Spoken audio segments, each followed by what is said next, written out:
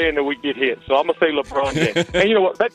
Let the debate begin. And I don't give a rat's ass that they do.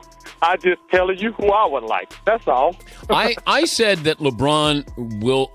I find him to be the most talented player I've ever seen in NBA history. Got a problem with that statement by me? Well, you sound like you're threatening me.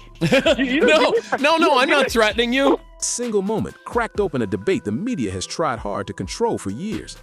Malone's words hit so hard because they came from someone who lived through the grind. He wasn't a role player talking from the sidelines. He was a two-time MVP, a dominant force, someone who battled Michael Jordan face-to-face when championships were truly brutal. When Malone talked about LeBron's legacy, he spoke as someone who understands pressure, expectations, and failure on the biggest stage. That's why fans couldn't ignore it, even when media outlets tried to move past it quietly. One of the main points Malone made was about championships and finals results. This is where the LeBron debate always gets uncomfortable. LeBron has reached the NBA Finals 10 times, which is impressive.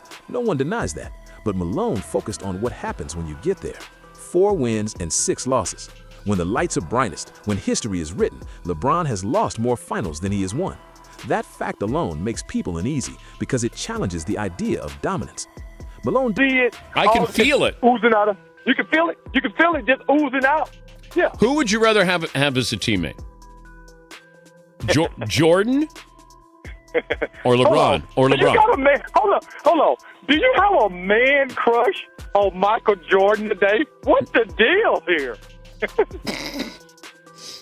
I don't know. I'm just asking that question here. Hold on.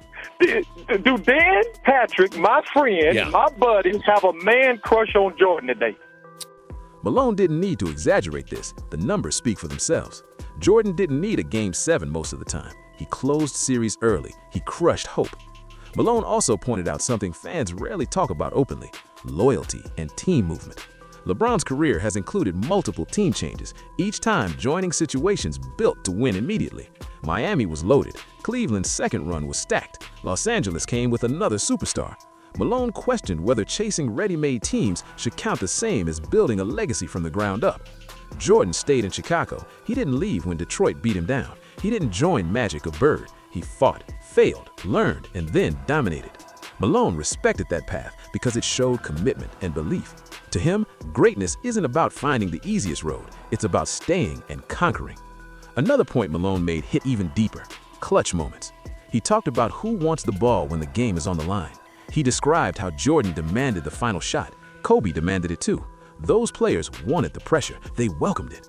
Malone questioned whether LeBron always does the same. There have been moments where LeBron passed the ball in the final seconds. Sometimes it worked, sometimes it didn't. But Malone's point wasn't about one play. It was about mindset. Legends don't think about blame. They think about finishing the moment themselves. Then came the topic that never goes away: the 2011 NBA Finals. Malone didn't avoid it. He called it what many fans still remember clearly. LeBron struggled badly in that series. He didn't dominate. He didn't take control. And that moment still follows him. Malone made it clear that GOAT-level players don't disappear when the pressure peaks.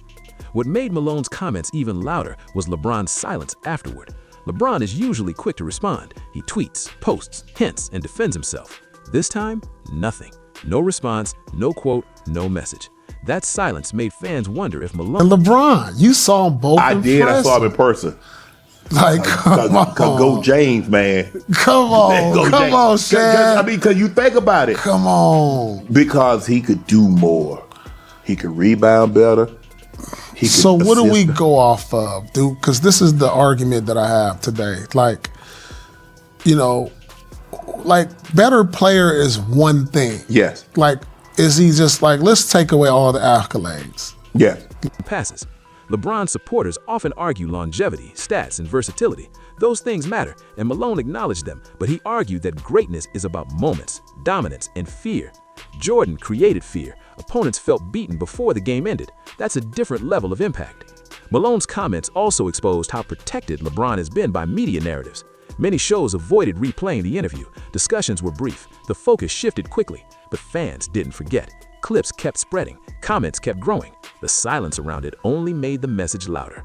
As more former players quietly agree, the debate feels different now, not louder, but sharper, more honest. Malone didn't say LeBron wasn't an all-time great. He said the GOAT title has standards, and those standards haven't changed.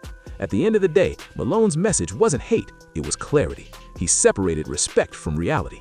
He gave LeBron his credit while still defending the meaning of greatness. That balance is rare today.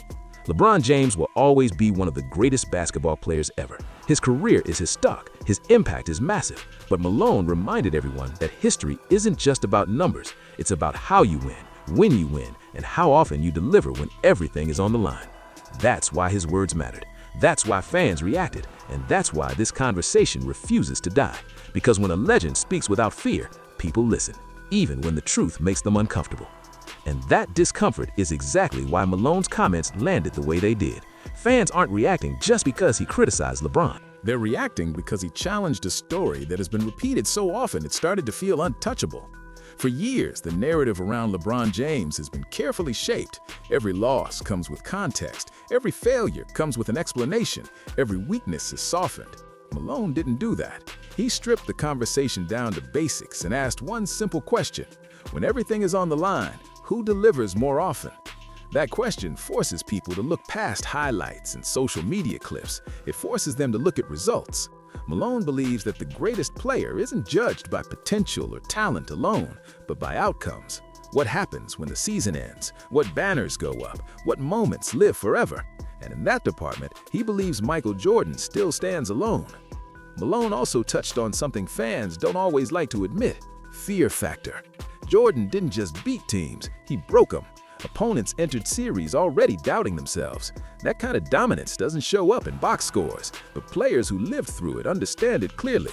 Malone lived through it. He felt it. That's why his words carry weight. LeBron, on the other hand, has often been viewed as beatable, even at his peak. Teams believed they had a chance. Sometimes they were right, sometimes they weren't. But that belief alone separates eras. Malone wasn't saying LeBron lacked skill. He was saying LeBron never owned the league in the same ruthless way. Another part of Malone's argument was about leadership style. Jordan demanded greatness. He pushed teammates hard, sometimes too hard, but it worked. His teams responded. They rose. LeBron leads differently. He supports, he encourages, he empowers. That style works too, but Malone questioned whether it produces the same edge when everything is on the line. He also pointed out that Jordan didn't need to control front offices or roster decisions. He focused on winning games. LeBron has often played a role in shaping rosters, influencing trades, and building teams around himself. Malone didn't say that was wrong, but he questioned whether that level of control changes how greatness is measured. As the conversation spread, fans began revisiting moments they hadn't talked about in years. Missed shots, past shots, quiet fourth quarters, finals losses that felt flat. Malone didn't create those memories, he just reminded people they exist. What made it more powerful was that he never sounded angry. He wasn't emotional. He wasn't trying to win an argument. He spoke calmly, like someone stating facts he's already accepted. That calmness made it harder to dismiss him as biased or bitter. And then there's the silence that followed, not just from LeBron, but from the league itself. No strong pushback, no major debate segments, no full defense, just moving on. That silence spoke volumes. It suggested that even those closest to the narrative knew Malone wasn't completely wrong. Over time, more fans began separating admiration from comparison. They started saying things like, LeBron is amazing, but Jordan was different. That shift matters. It shows how one honest conversation can slowly change public opinion. Malone didn't claim to be perfect. He didn't pretend his career was flawless. In fact, his lack of a championship is part of why people listened. He knows what it means to fall short. He knows how history treats runners-up. That perspective gave his words credibility. As newer generations watch old footage and compare eras, Malone's message continues to resonate. Greatness isn't just about being everywhere. It's about owning moments. It's about making history inevitable. Jordan made winning feel inevitable.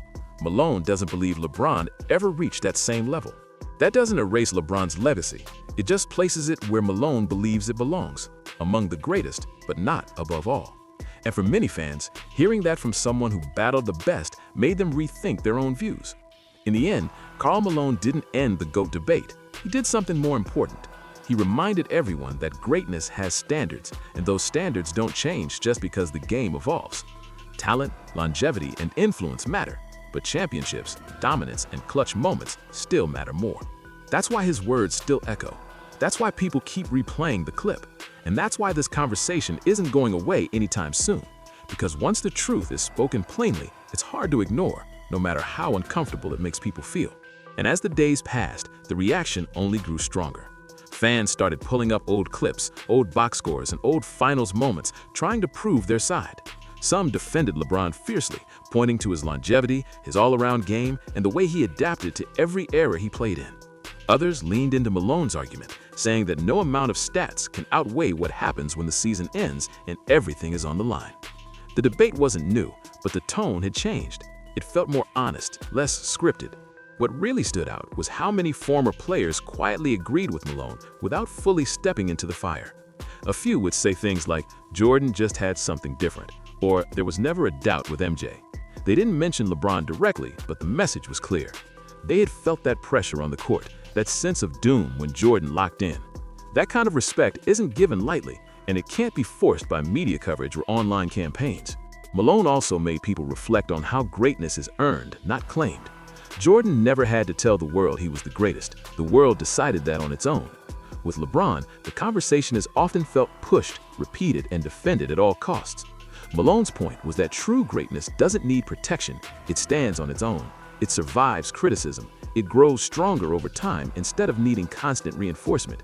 Another layer to this discussion is how fans experience players emotionally. Jordan made people fear him. Kobe made people believe he would take the last shot no matter what. With LeBron, fans often feel safe because he will usually make the right basketball play, even if that means passing. Malone wasn't criticizing that decision-making. He was questioning whether that approach creates legends or just great careers. As more people sat with Malone's words, the conversation slowly shifted from anger to reflection. Even some LeBron supporters admitted that certain moments hurt his case. The 2011 finals kept coming up, the early exits, the games where he disappeared late. Those moments don't define his whole career, but they do shape how history remembers him. Malone's comments also reminded fans that being the greatest isn't about being perfect. Jordan had bad games, he had off nights, but when the stakes were highest, he answered more often than not. That reliability is what separates icons from stars. Malone believes LeBron's career has too many question marks in those defining moments. There's also the issue of time. As years pass, emotions fade and facts remain. Younger fans who never saw Jordan live are now watching full games, not just highlights. They're seeing how controlled, how relentless, and how ruthless he was. Malone's voice helped guide that curiosity, offering context from someone who lived it. In the bigger picture, Malone didn't tear LeBron down. He simply refused to lift him above everyone else, and that refusal matters. It shows that respect doesn't always mean agreement. You can admire someone deeply and still say they aren't the greatest. That's why this moment sticks. It wasn't loud, it wasn't dramatic. It was calm, direct, and rooted in experience. And those are the moments that last. Whether people agree or not, Karl Malone forced fans to think. He forced them to separate love from legacy. And once you do that, the conversation changes forever.